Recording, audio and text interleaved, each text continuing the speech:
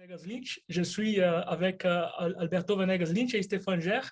Alberto Venegas Lynch de Buenos Aires. Alberto Venegas Lynch, fils, hijo. Il est titulaire de 2 doctorats en économie ainsi qu'en sciences de gestion. Il est membre des Académies nationales des sciences économiques et des sciences de Buenos Aires. Il est auteur de 28 livres. Il est le président du conseil académique de la Fondation Liberté et Progrès et membre de l'Institut de méthodologie des sciences sociales de l'Académie nationale des sciences morales et politiques d'Argentine. Alors, et avec nous, M. Stéphane Gers, qui est le président de bon, Institut Mise France. Bon, merci beaucoup a Venegas Lynch por su presencia aquí con nosotros. Y bueno, vamos a empezar. Je vous passe la parole à Stéphane Gers. Vous pouvez vous présenter et passer directement à la question si vous voulez. D'abord, permettez-moi de vous remercier de cette interview et du temps que vous nous accordez. Monsieur Venegas Lynch, permettez-moi de débuter par une question d'actualité rapide. Les récentes élections apportent de bonnes nouvelles aux libéraux argentins. Suis-je en droit de penser que vous en êtes pour partie responsable? Señor Venegas Lynch, primeramente quiero agradecerle por permitirnos estar aquí con usted. Bueno, permite comenzar con una pregunta rápida y de actualidad. Las recientes elecciones en Argentina legislativa traen buenas noticias a los liberales argentinos. ¿Puedo permitir pensarme que usted es en parte responsable? Bueno, muchas gracias por la invitación, un gusto de estar con usted. Y efectivamente celebramos el resultado de las elecciones en la Argentina porque es la segunda vez que obtiene una victoria aplastante los antichavistas autóctonos. Bon, tout d'abord, merci d'être ici avec vous. Évidemment que nous sommes contents. C'est la deuxième fois que nous célébrons des résultats des élections anti-chavistes, ceci dit anti-chavistes autochtones. Je comprends. Mais merci pour cette réponse.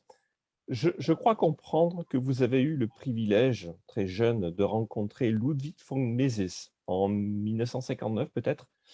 Il faisait des conférences à Buenos Aires, des conférences d'ailleurs que pour l'Institut Mises France, nous sommes en train de traduire. Est-ce que je peux vous demander ce qu'évoque Ludwig von Mises pour vous? Pourquoi, selon vous, fut-il un grand économiste et un grand monsieur?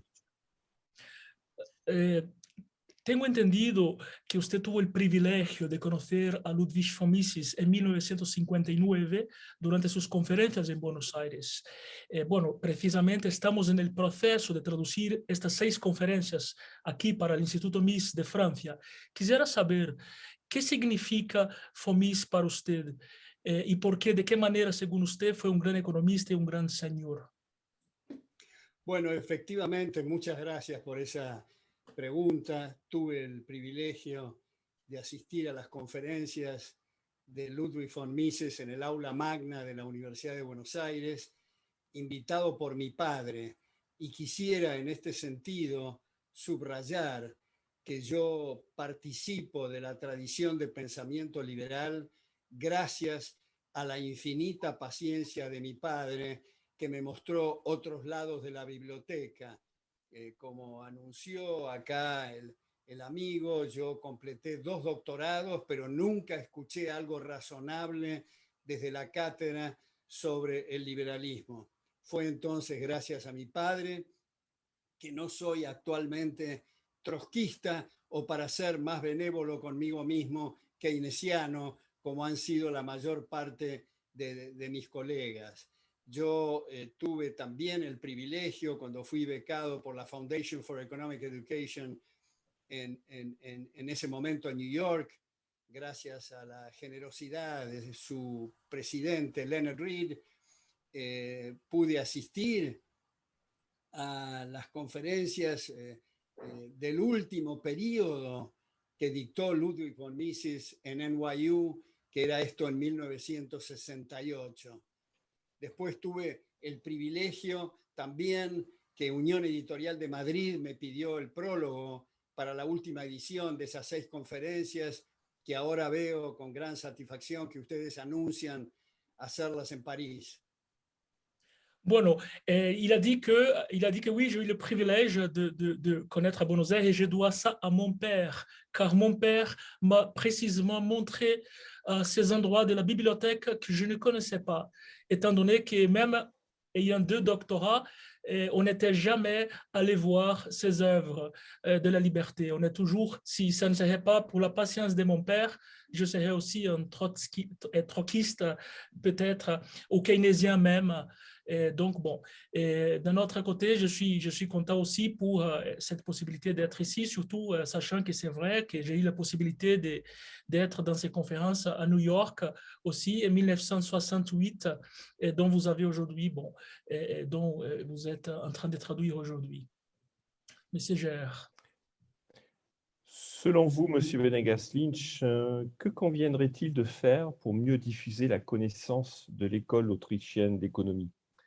Les circonstances de l'endettement mondial lors de la pandémie que nous connaissons pourraient-elles constituer un accélérateur pour la faire mieux connaître, selon vous? En su opinión, ¿qué debería hacerse para difundir mejor el conocimiento, difundir mejor la escuela austríaca de economía? Las circunstancias del endeudamiento mundial, por ejemplo, durante la pandemia, ¿podría ser un acelerador para darla a conocer mejor? Bueno, también agradezco mucho esa pregunta que me parece clave, la consideración en torno a este punto.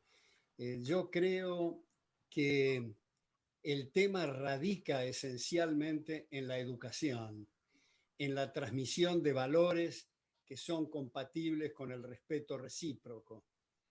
Y creo, en ese sentido, mi última columna semanal se refirió al caso chileno, donde sorprende a muchos que a pesar de las mejoras notables en todas las estadísticas que se puedan recopilar de lo que ha ocurrido en Chile, sin embargo hay estas revueltas. Y como digo en mi columna, para ponerlo telegráficamente, aunque un gobierno permita que la gente sea toda multimillonaria, si en las cátedras hay adoctrinamiento, van a salir los jóvenes a protestar con el librito de Mao en la mano, aunque sean todos multimillonarios. El tema es de las cejas para arriba, el tema es neuronal, el tema es de la educación. Y en ese sentido, termino para decir que Michel Foucault y Jacques Derrida han establecido el tema de la revolución molecular, mostrando que si realmente se puede penetrar con ideas marxistas en la mente de la gente, no hay necesidad de dirigentes ni de líderes. Cada uno va a hacer su tarea en una forma contundente. Y creo que tienen razón, como ha dicho Antonio Gramsci en sus cartas desde la cárcel: tomen la cultura y la educación, el resto se da por añadidura. Alors, je pense que tout, ouais, alors il a dit bon, il pense que tout passe par l'éducation, non? Tout passe par l'éducation et un changement moral. Il a même évoqué l'exemple au Chili, non, qui pèse à la situation. Bon, il n'y a pas eu un changement moral là-dessous. Il a dit que bon, il y a aussi une vision qu'il y a un changement moléculaire, c'est-à-dire que même si il y a des personnes qui soient millionnaires, par exemple, bon, si l'éducation continue à être à évoquer Mao Tse-tung, Mao, ou par exemple dans le cadre universitaire, bon, ça va continuer et ça passe des sourcils au-dessous, non? Tout passe par là. Oui. Es importante, perdón, es importante agregar lo de Foucault y lo de Derrida. Sí, je suis bien d'accord. Je suis bien d'accord. ¿Puede repetir esta parte de Foucault, por favor, señor, porque me perdí un poco, porque era un poco largo? Bueno, ellos han encabezado el movimiento que ha dado en llamarse posmodernismo, y la revolución molecular hace que cada persona, si realmente ha prestado atención en el aula sobre el adoctrinamiento marxista, no necesitará de líderes que convoquen a reuniones, cada uno va a hacer su tarea y luego se disuelven, como hemos visto ha ocurrido en Chile, como hemos visto ha ocurrido también en Perú, como hemos visto en alguna medida ocurre en la Argentina. Il évoque la doctrine, la pensée de Foucault, non, que, bon, que si chaque personne, la pensée moléculaire, que si chaque personne, par exemple, elle était adoctrinée, par exemple, dans son processus d'éducation, il n'y a rien à faire après par rapport à ça, et elle serait déjà, entre guillemets, programmée dans ce sens-là. Ouais. Et c'est clairement ce que nous vivons, et c'est personnellement ce qui me motive, par exemple, à m'investir sur quelque chose comme l'Institut Mises que je préside, très clairement. Lo che mi motiva e lo che mi lleva a llevar adelante mi batalla, y sí, bueno, como presidente del Instituto Mises. Allez-y, monsieur Gérard. Perdón, no le escuché lo último. Que dice que es exactamente eso que le motiva, lo que usted acaba de decir de Foucault es exactamente lo que le motiva, porque habló de la educación y es exactamente lo que le motiva y lo hace a través del Instituto Mises, que exactamente desde la educación, porque es además lo que él defiende también, ¿no? Que es un cambio en la moral y en la educación. Très bien. Allez-y, monsieur Gérard. Vous êtes célèbre pour votre définition du libéralisme. Quand je regarde en Argentine, que je découvre un peu votre environnement, c'est quelque chose sur lequel vous êtes très connu. Elle repose, si j'ai bien compris, sur le respect sans restriction du projet de vie d'autrui. Et je trouve que c'est très intéressant. Murray Rothbard en propose une autre définition. Selon lui, la liberté est le droit de faire ce qu'on désire avec ce qu'on a, au sens de ce dont on est légitime propriétaire. Comment analysez-vous ces deux définitions l'une envers l'autre, s'il vous plaît? Bueno, usted tiene una definición de liberalismo que es célebre, por lo menos lo que yo he observado, que en Argentina es la más aceptada, ¿no? Que la libertad se basa en el respeto irrestricto por el proyecto de vida de los demás. Murray Rothbard ofrece una otra definición. Según él, la libertad es el derecho a hacer lo que uno quiere con lo que uno tiene, en el sentido estricto de la legítima propiedad, ¿no? Según usted, ¿qué relación conllevan esas dos definiciones? Bueno, veo con enorme satisfacción que estamos en la misma frecuencia. También quiero decir que cuando estuve becado en el 68 en New York, tuve también la enorme gratificación y diría yo el honor de asistir a un seminario en el departamento de Rothbard que en ese momento estaba viviendo en New York. Fueron 6 sesiones, una vez cada 15 días en su departamento. Luego, cuando Rothbard estuvo en Las Vegas, nos comunicamos por correspondencia. Cuando yo era rector de SIADE, publicamos en nuestro journal llamado Libertas varios de los ensayos de Rothbard. Y la última vez que estuve con él fue cuando integré el programa académico de la Mont Pelerin Society en Río de Janeiro en 1993. Tuve la satisfacción de estar la última vez personalmente con Rothbard. Respecto de las definiciones, creo que las dos son concordantes, miran distintos aspectos del mismo tema. Mi definición, que la hice en uno de mis primeros libros y que tengo la satisfacción que varios intelectuales la han reproducido, al ser respeto irrestricto por los proyectos de vida de otros, quiere decir que cada uno puede hacer lo que quiera con su vida, libertad y propiedad, siempre y cuando no afecte lesione derechos de terceros. Alors, bon, il a dit beaucoup de choses. Il a dit, bon, tout d'abord, Et il est content de cette coïncidence parce qu'elles sont concordantes, toutes les deux définitions. Il n'y a pas de contradiction du tout. Et donc, bon, après, il a ajouté qu'il est passé quelques semaines à New York, dont il a fait un séminaire, le séminaire Rothbard. Et après, bon, il a eu même l'occasion de se correspondre, d'échanger. Voilà, il a eu un échange épistolaire avec lui lorsqu'il était à Las Vegas. Et bon, il a eu même des rencontres avec lui. La dernière fois qu'ils se sont rencontrés, c'était lors des conférences à Rio de Janeiro en 1993.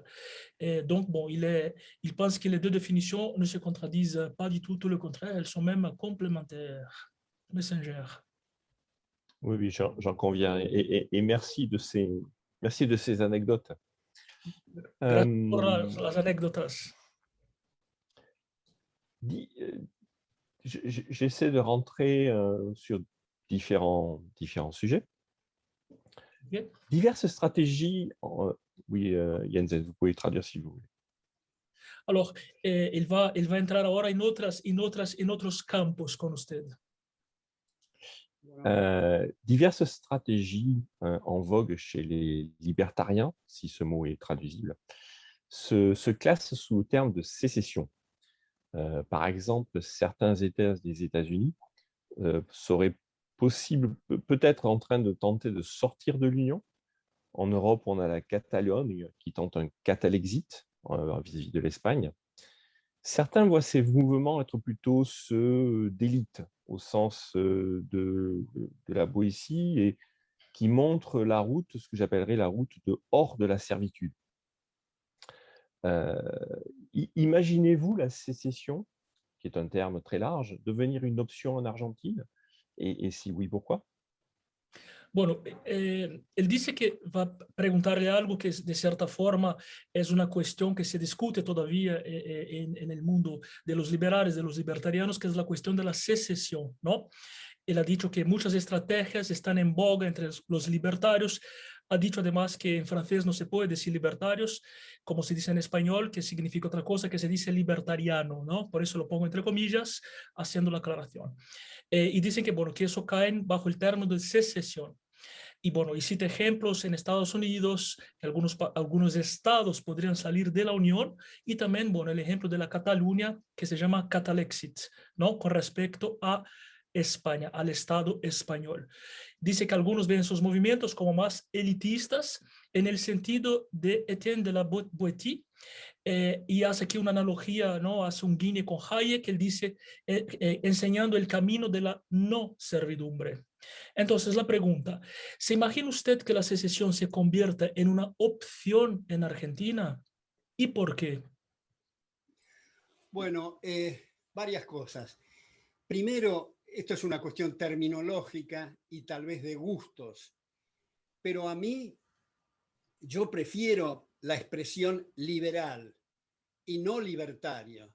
Como ustedes saben, en Estados Unidos se utilizó la palabra libertario porque se dejaron expropiar la palabra liberal. Sin embargo, los latinos tenemos la suerte que liberal implica el respeto a la libertad, a la propiedad y a la vida de las personas. Como ha dicho Milton Friedman, liberal in the classic sense, not in the American corrupted sense. Entonces yo prefiero esa expresión. Ahora, respecto de la secesión... ¿Me podría dejar traducir esa parte, por favor, si es tan amable? Sí. Para no mezclar, porque es muy interesante, no quiero perder detalles, como de hecho estoy perdiendo. Alors, il a dit, además es muy interesante porque estamos con ese tema de cómo traducir al español, ¿no? Il a dit, c'est très intéressant, je pense, que bon, au moins en Amérique latine, c'est compliqué la traduction de libertariano, parce que le mot libéral est déjà la liberté totale, elle était corrompue dans la traduction américaine, non, que vous avez déjà dit en anglais. Donc, déjà, bon, le mot, en espagnol, le mot libéral devrait déjà comporter le sens libertarien en français. Vous avez compris, non? D'accord. Oui, bien sûr. Et nous avons la même difficulté en français. Él ha dicho que en francés también hay una cierta dificultad etimológica con ese respecto. Por favor, continúe, señor Venegas Lynch. Bueno, y con respecto a la secesión, yo personalmente creo que vale mejor el hacer esfuerzos por limitar el poder del gobierno, por descentralizar y federalizar dentro del mismo país, pero no haría una cuestión de la secesión que requieren reformas constitucionales, etc. Hay una historia muy larga en ese sentido, como ustedes saben, en la mal llamada guerra civil, que fue guerra de secesión en Estados Unidos, donde el sur tiene aspectos muy interesantes y Lord Acton tiene intercambios de cartas con el general Lee que son muy jugosas, pero yo no haría esa cuestión. Pero tal vez pueda traducir esto y quiero agregar una nota a pie de página. Perfecto, muy bien.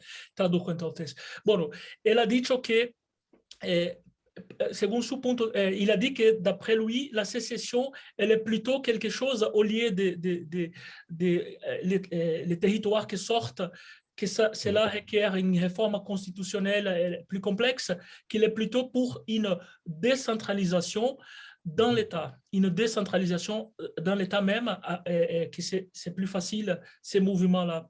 Et après, il a évoqué un exemple aux États-Unis dans la guerre de sécession américaine, non?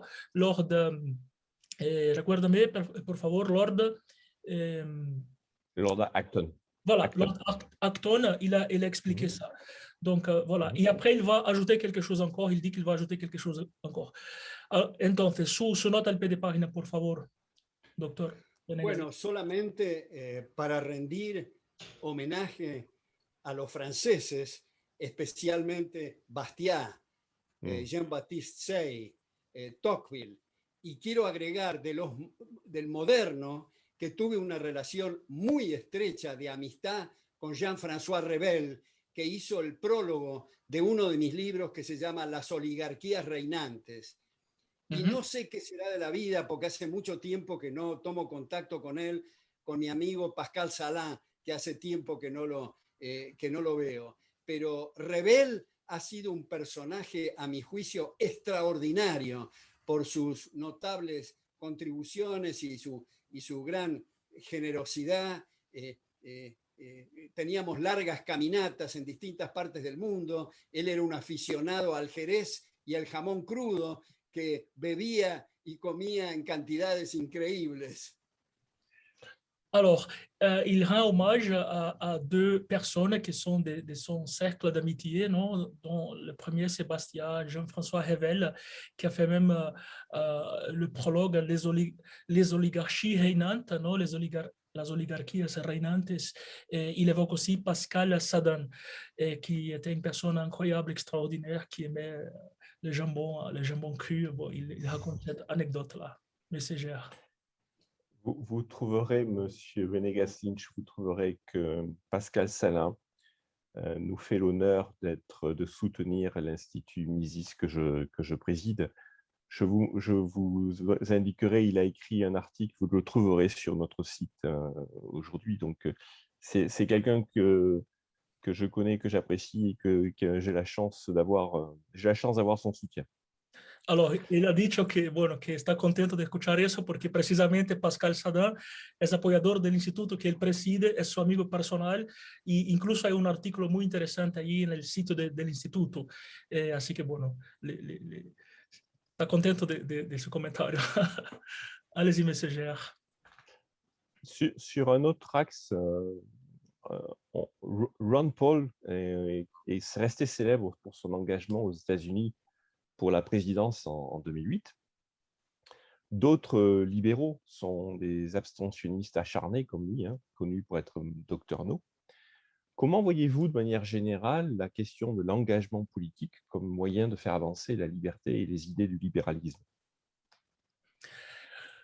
Bueno, él habla evoca Ron Paul, ¿no? Que se ha hecho un compromiso político en Estados Unidos y él quiere saber cómo usted ve, por ejemplo, que los liberales o libertarios, ¿no? Dicho entre comillas, cómo ve que ese compromiso político, ¿no? Es decir, de entrar al Estado para combatirlo, para reducirlo en todos casos. ¿Cómo lo ve usted, no? Bueno, yo soy un gran admirador de Ron Paul, con quien nos hemos comunicado por vía epistolar en algunas oportunidades. He hecho gestiones sin éxito para traerlo a la Argentina.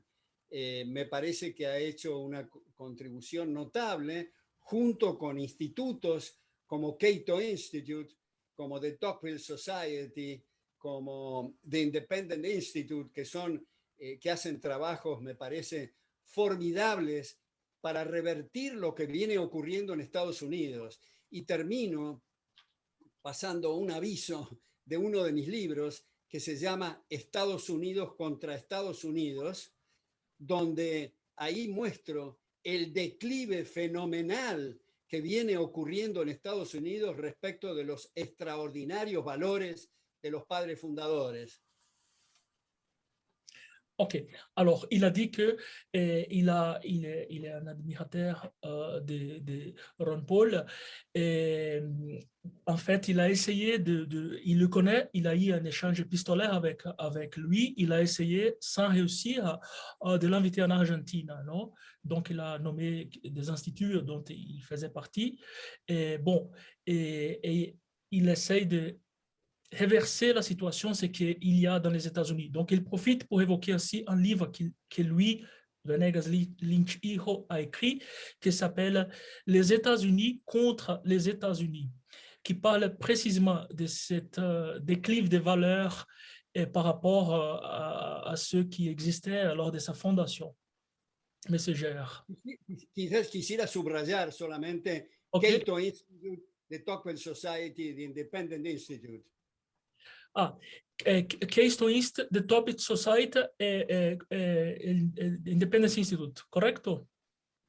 The Independent Institute, sí, que Okay. tienen presupuestos notables, que publican libros, hacen seminarios, son tareas muy importantes, y quiero también que mi interlocutor sepa que publiqué este libro Estados Unidos contra Estados Unidos. Si, l'ai traducido eso. Bon, qu'ils ont un budget incroyable, extraordinaire, ils font beaucoup de publications. Et bon, je voulais vraiment vous faire savoir à propos de ce livre que j'ai écrit, qui s'appelle Estados Unidos contra Estados Unidos, les États-Unis contre les États-Unis. Merci de cette référence. Gracias por la referencia.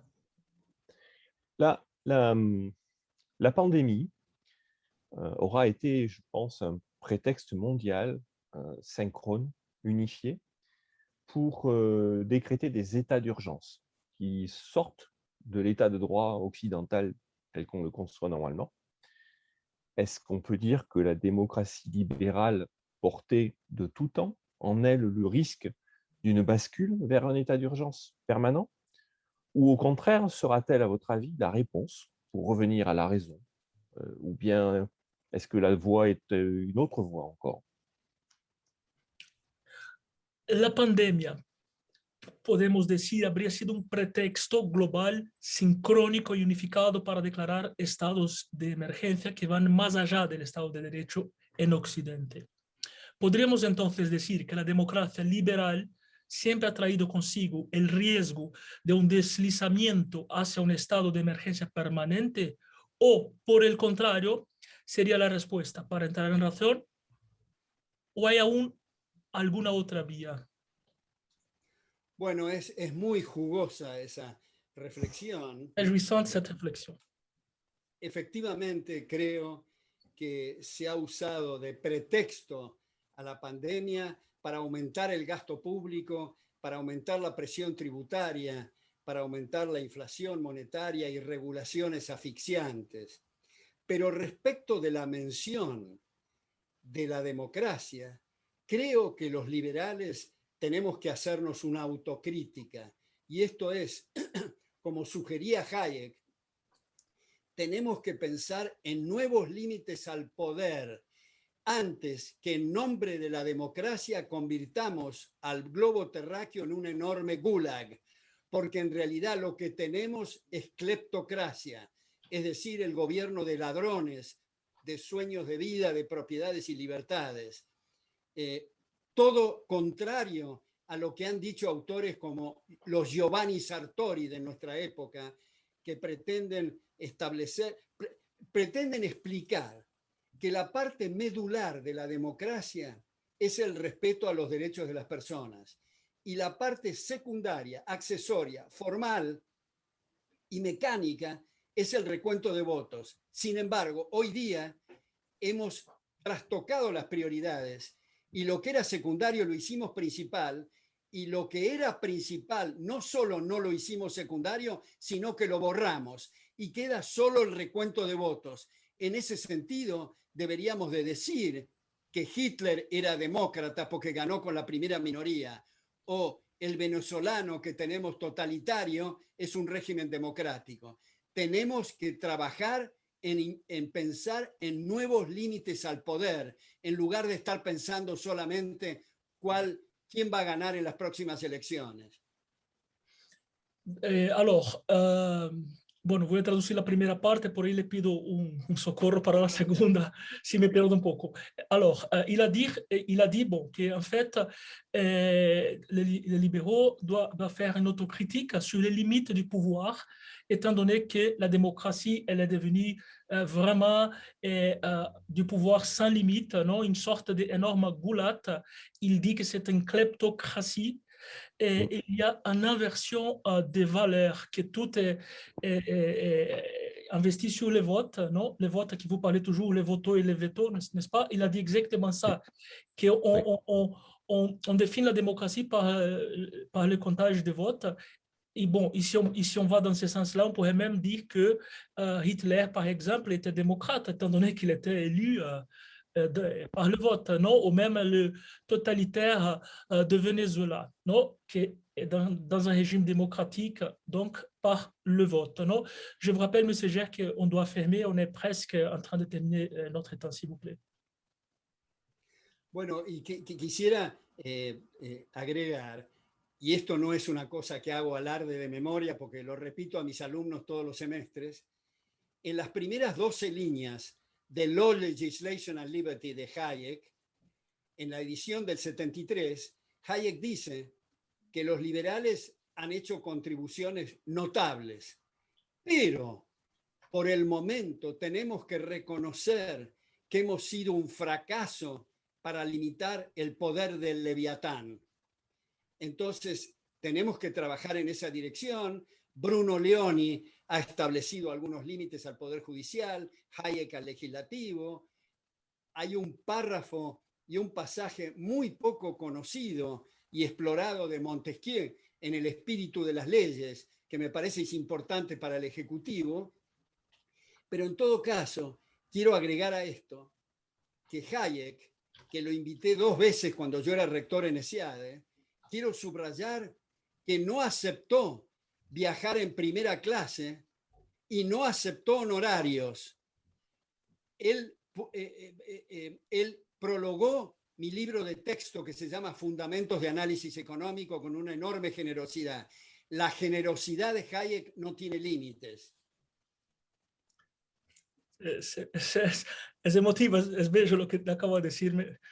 Me conmueve bastante. Bueno, il a dit alors que, il a dit que les 12, la critique qu'il fait vers les libéraux, c'est vraiment, ils sont dans les 12 premières lignes du livre de Hayek, non, de l'édition de 73, je pense, et qui dit que, les libéraux ne sont pas capables, ils sont capables de tout, mais pas de limiter le pouvoir, Et c'est ça exactement la question, non? Donc, il a évoqué Montesquieu.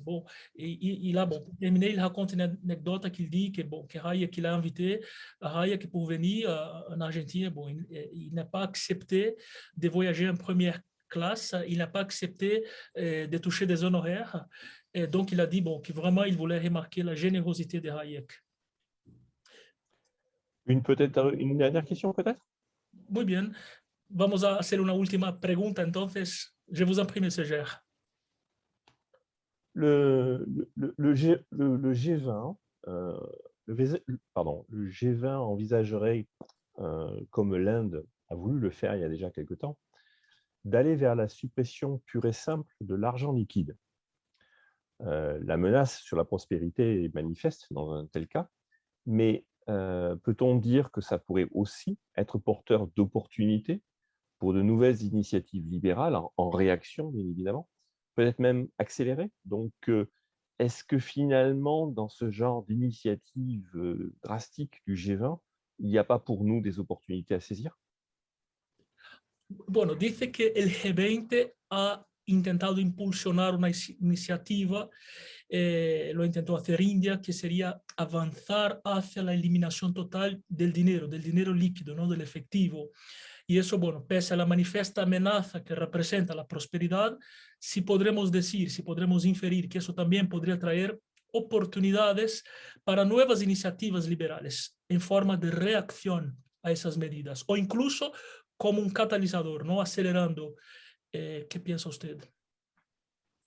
Bueno, me parece también esto muy interesante y quiero subrayar que la iniciativa de eliminar el dinero efectivo es para que los gobiernos puedan controlar mejor a la gente a través del sistema financiero y bancario. Me parece que una de las medidas fundamentales, volviendo a Hayek y también a Milton Friedman en sus conferencias en Israel en 1973, traducidas al castellano como Moneda y Desarrollo Económico, es la eliminación de la banca central, porque los banqueros centrales solo pueden operar en tres direcciones: qué tasa expandir, qué tasa contraer o dejar igual la masa monetaria. Cualquiera de las tres decisiones que adoptan están alterando los precios relativos. Y si alguien dice, bueno, pero si los banqueros centrales tuvieran la bola de cristal y supieran qué es lo que quiere la gente, ¿qué objeción habría?